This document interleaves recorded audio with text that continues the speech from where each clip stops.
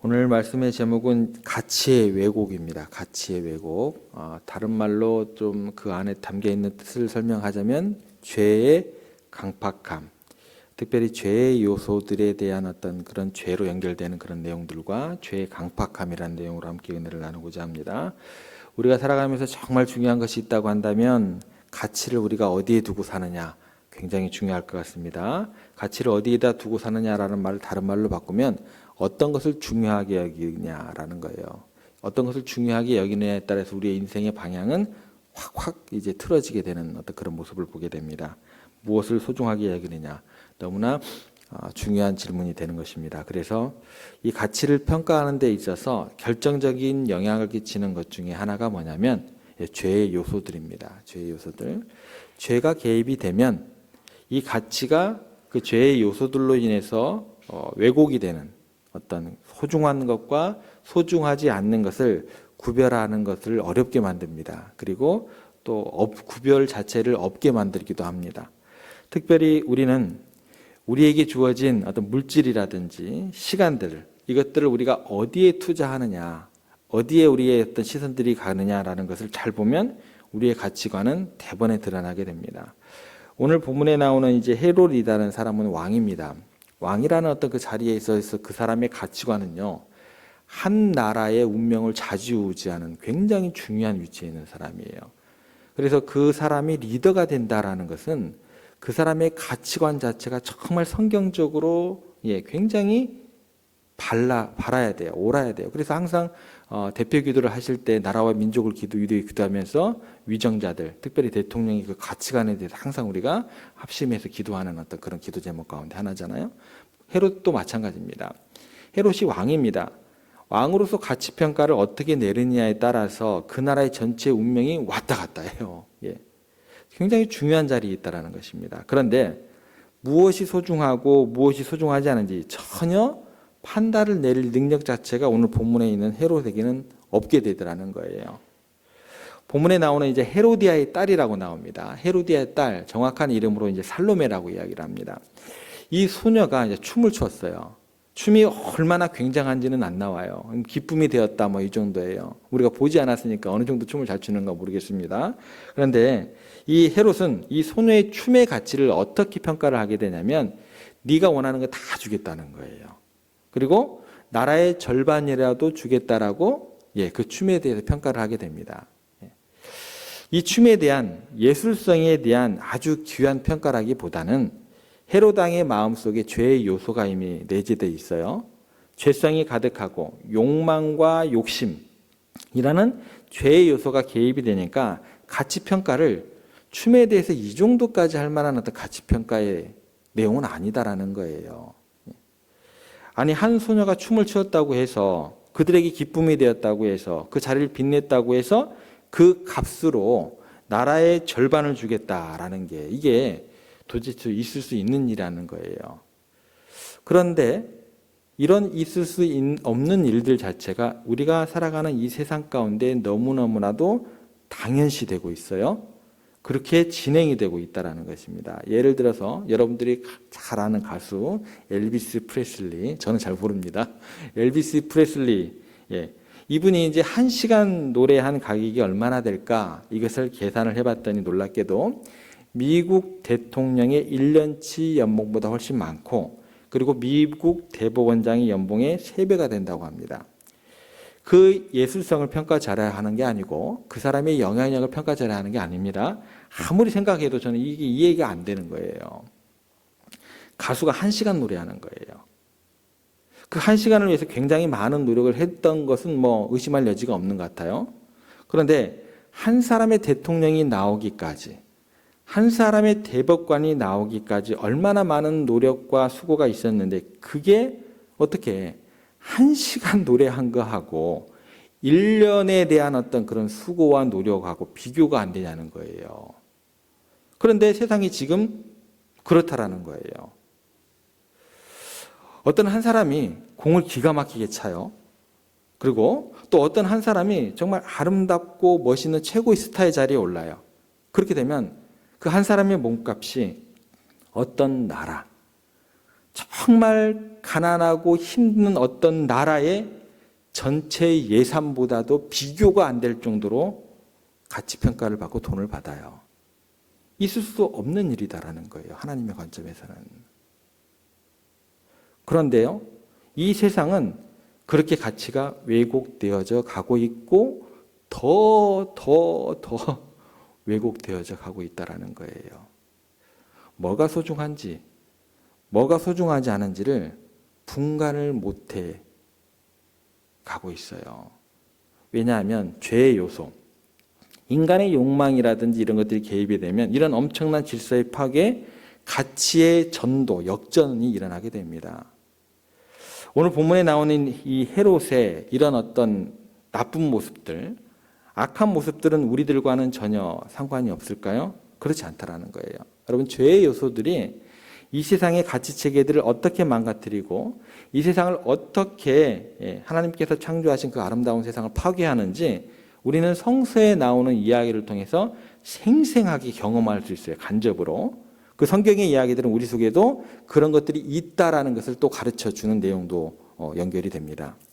예를 들면 아담, 우리 인류의 조상이죠. 아담이 죄의 요소, 욕심이 생기게 되고 욕심이 아담에게 들어가게 되면 어떻게 이게 연결이 되냐면 아담이 하나님과 같아지려고 해요. 그리고 하나님과 같아지려는 그 죄의 요소가 들어가고 난 다음에 어떤 현상이 일어나게 되냐면 선악과 과일 하나를 따먹고 하나님을 포기해버립니다. 이게 말이 되냐는 거예요. 여러분들에게 선악과 주면서 너 하나님 포기할래? 그럼 여러분 포기하실 거예요? 안 하신다고 얘기하시죠. 저는 할 수 있어요. 제가 그런 사람이다라는 거예요. 그 선악과 하나 먹기 위해서 하나님의 은혜와 사랑을 다 버리고 배신을 할 수 있는 저라는 존재라는 거예요. 그렇게 엄청난 죄악을 저지르는 거예요. 가인을 한번 생각해 보세요. 예배의 순간입니다. 여러분들 예배의 순간이 어떤 순간이에요? 가장 거룩해야 될 순간입니다. 예배의 순간만은 거룩해야 되는 거잖아요.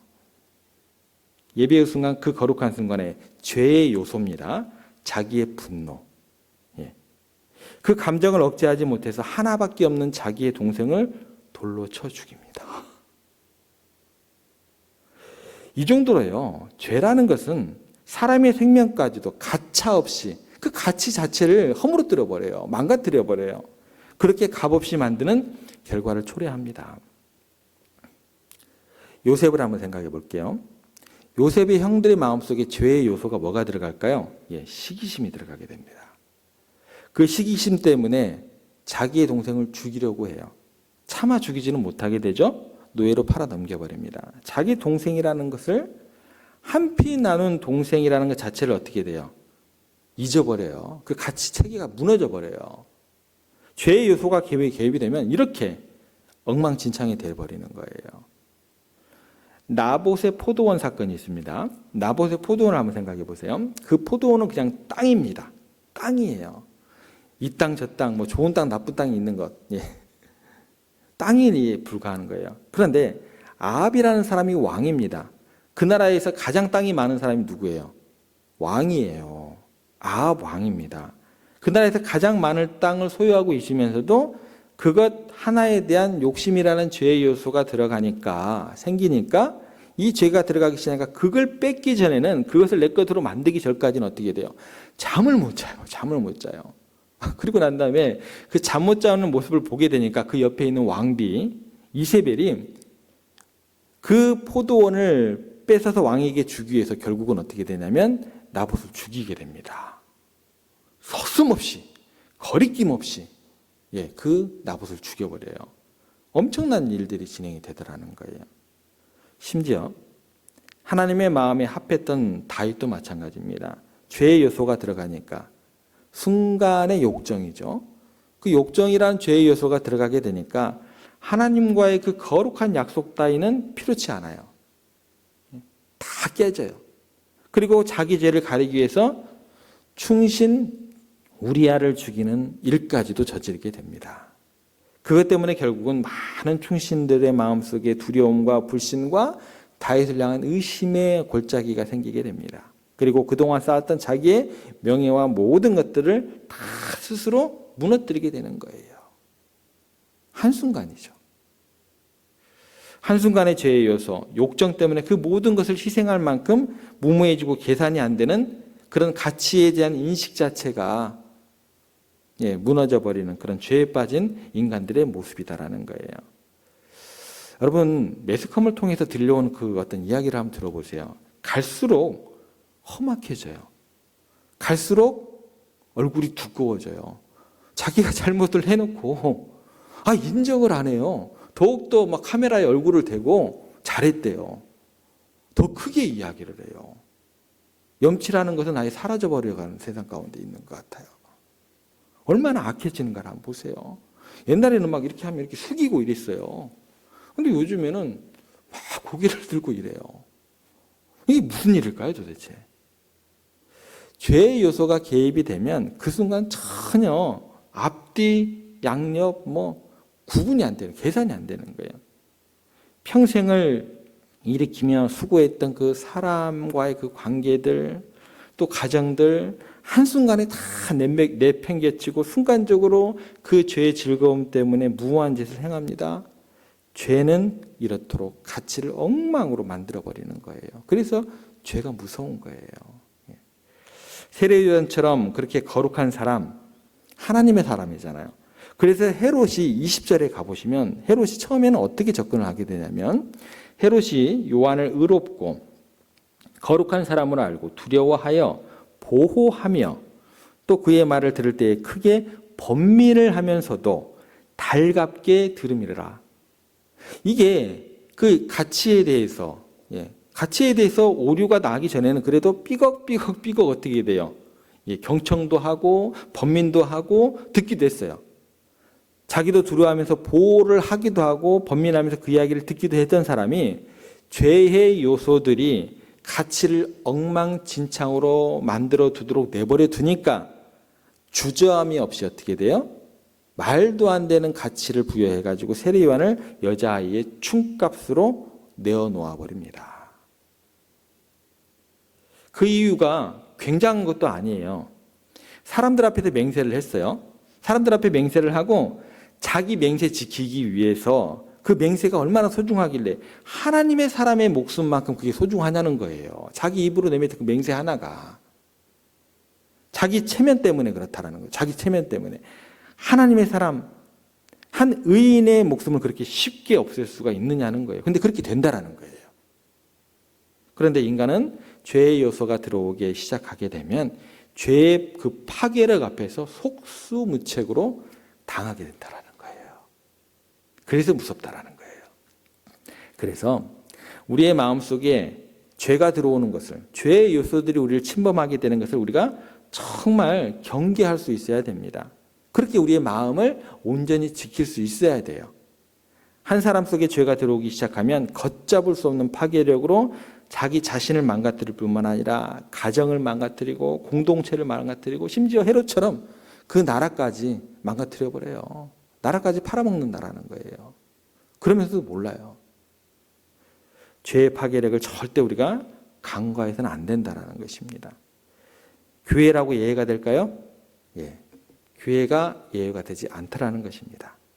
순간적인 감정 하나 때문에 내 체면 상하게 했다는 이유만으로 평생을 기도하면서 헌금하고 봉사하고 섬겼던 교회를 그 죄의 요소 하나 때문에 무너뜨립니다. 왜요? 내 자존심이 상했다고. 나한테 어떻게 이럴 수 있느냐고. 뭐가 소중한지를 몰라요. 가치 자체가 깨져버렸다는 거예요. 그리고 그걸로 인해서 본인뿐 아니라 자기 자녀들이 얼마나 큰 상처를 받는지도 몰라요. 그뿐만 아니죠. 많은 가나안 교인들. 그 가나안 교인들은요, 아예 믿지 않은 사람들 전도하기보다 더 힘들어요. 그런 사람들을 만들게 됩니다. 그리고 오랫동안 하나님에 대해서, 교회에 대해서 그 자신은 불신하게 되고요. 다시 신앙으로 돌아오기까지 엄청난 시간과 희생이 필요하게 되더라는 거예요. 내 순간의 자존심 하나 때문에 그 영향력의 지배를 받았을 때 우리는 그런 실수를 너무나 쉽게 범할 수 있게 됩니다. 지금 헤롯이라는 인물은요, 자기 순간적인 쾌락, 자기 자신의 어떤 그 자존심입니다. 그것 하나 때문에 세례요한을 소녀의 춤값으로 내주고 그냥 이렇게 망가져 버렸다라는 거예요. 오늘 우리가 살펴본 것은 딱 한 가지입니다.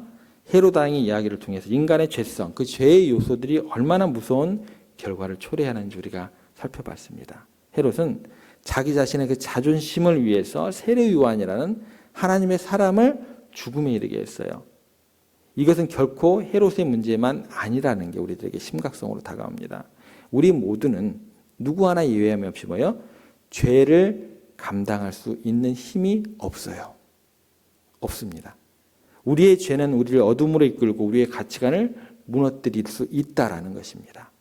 그래서 그 죄 때문에 얼마든지 우리의 가치관이 무너질 수 있는 연약한 존재라는 사실을 우리는 날마다 기억하셔야 돼요.